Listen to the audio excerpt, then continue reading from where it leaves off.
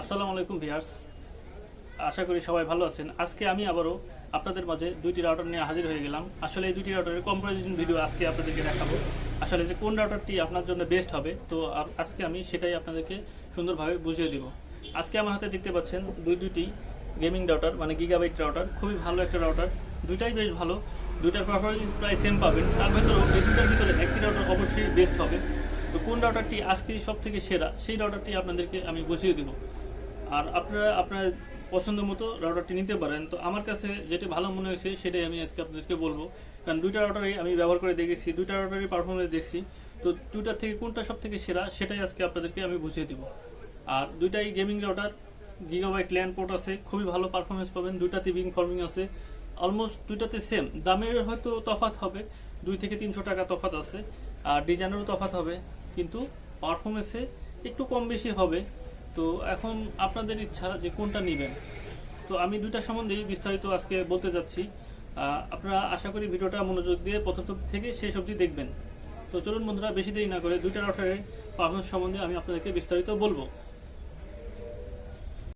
বন্ধুরা, আমার সামনে দেখতে পাচ্ছেন দুইটি রাউটার। একটা হলো TPLink Archer C6v3 এবং আরেকটি হলো TPLink Archer C64। এই যে এটা হলো C64 এবং এটা C6। তো দুইটা রাউটারই খুবই ভালো পারফরমেন্স, দুইটা রাউটারই আমার কাছে বেটার মনে হয়েছে। তবুও এর ভিতরে আমার কাছে সবথেকে বেশি ভালো মনে হয়েছে C64। ছোটো মরিচের ঝালটা একটু বেশি থাকে। রাউটারটি দেখতে ছোট হলেও কিন্তু পারফরমেন্স কিন্তু দুর্দান্ত। বন্ধুরা, আপনারা চাইলে এই রাউটারটি নিতে পারেন, কারণ আমি দুইটা রাউটারই ব্যবহার করছি। আমার কাছে এটাও ভালো লাগছে, এটাও ভালো লাগছে। তবে এটাতে একটু সমস্যা পাইছি মাঝে মাঝে, কিন্তু এই রাউটারটিতে কোনো সমস্যা আমি ফেস করি নাই। যতদিন চলাইছি একদম স্মুথ পারফরমেন্স, খুবই ভালো একটা রেজাল্ট পেয়েছি এর থেকে। TPLink C64 যারা ব্যবহার করেন আমি জানি খুবই ভালো পারফরমেন্স, দুর্দান্ত পারফরমেন্স। আর যারা এই ভবিষ্যতে রাউটারটি কিনা চিন্তা করতেছেন তাদের জন্য এই রাউটারটি বেস্ট হবে, এক কথায় অসাধারণ। কারণ এটাতেও এয়ার টাইম ফেয়ারনেস আছে, এটাতেও এয়ার টাইম ফেয়ারনেস আছে।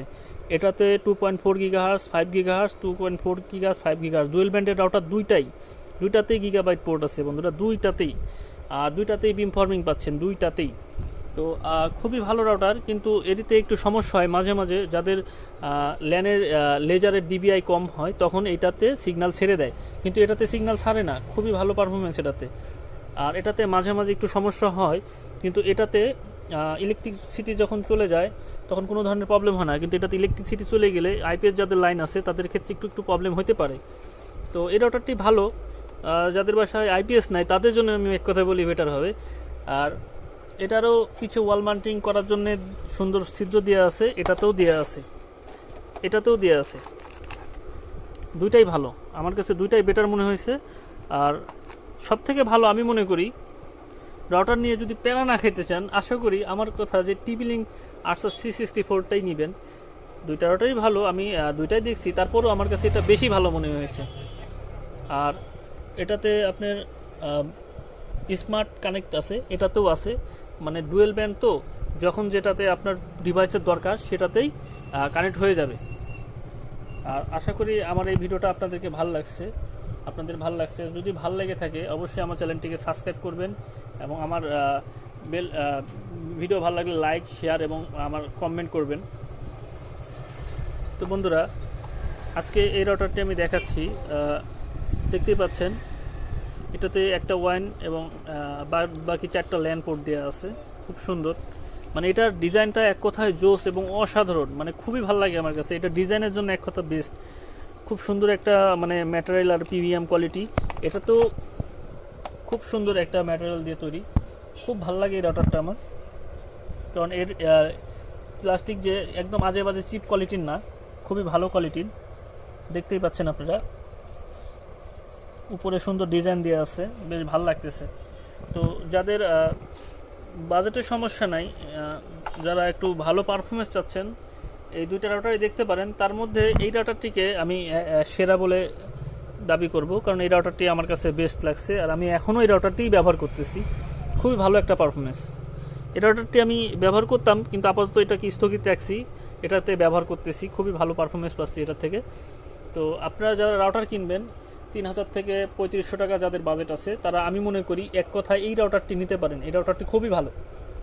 তো আমার ভিডিও যদি ভালো লাগে আপনাদের অবশ্যই আমার পাশে থাকবেন এবং কী ধরনের আপনারা ভিডিও চান সেই বিষয়ে আমাকে কমেন্টে জানাতে পারেন। তো সবাই ভালো থাকবেন। আশা করি আমার আজকের ভিডিওটা বুঝতে পারছেন যে কোন রাউটারটি আপনার জন্য বেটার হবে, C6v3 না C64। তো আশা করি আপনারা খুব ভালোভাবে বুঝে গেছেন। তো বাকিটা এখন আপনাদের চয়েস, আপনার যেটা ভালো লাগে নেবেন। তো আমি বললাম এটাই সেরা, তো আপনারা চাইলে এটাই দেখতে পারেন। আমার সাজেস্টে এটা থাকবে, এটা। তো আজকের মতো বন্ধুরা এখানেই ভিডিওটা শেষ করতেছি। আগামীতে আবারও আপনাদের সাথে নতুন কোনো ভিডিও নিয়ে আপনাদের সাথে দেখা হবে। তো সবাই ভালো থাকবেন। আল্লাহ হাফেজ।